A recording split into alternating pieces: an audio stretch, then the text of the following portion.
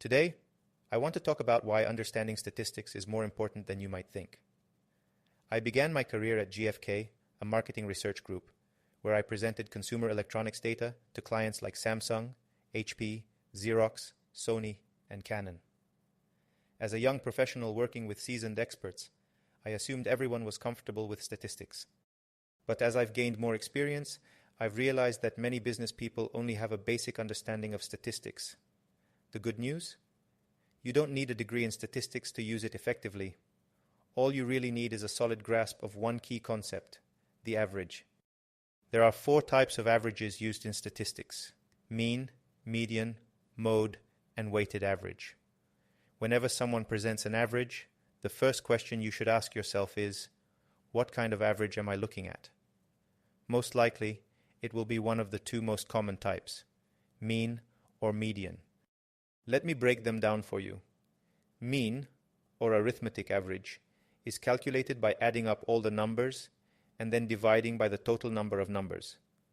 Median is the middle number in a list that's been ordered from lowest to highest. Weighted average is a bit less common and slightly more complex. It involves assigning different weights to each number in your list before calculating the average.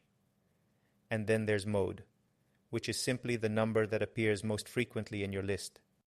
Beyond averages, there are other statistical techniques like variability, relationships, and probability. The rabbit hole can run very deep, and honestly, you might not have the time to explore it all. But there's one simple trick that has been incredibly useful in my career. Whenever someone presents you with statistics, use this simple strategy to gauge their understanding. Pick a statistical metric you're not familiar with and ask them to explain how it was calculated. You'd be surprised how often people can't adequately explain their metrics. Often, managers rely on slides filled with graphs prepared by the analytics department. Those who truly understand their data will welcome the opportunity to dive deeper, while those who don't will try to avoid the question because it's hard to lie when dealing with calculations. I've also noticed that many people are afraid to ask questions because they feel uncomfortable admitting they don't understand something in front of their colleagues. But as professionals, we should do the opposite. Seeking clarity and understanding only makes us stronger and more effective in our roles. And finally, I'd love to hear from you. What heuristics or tricks do you use when interpreting data in your work?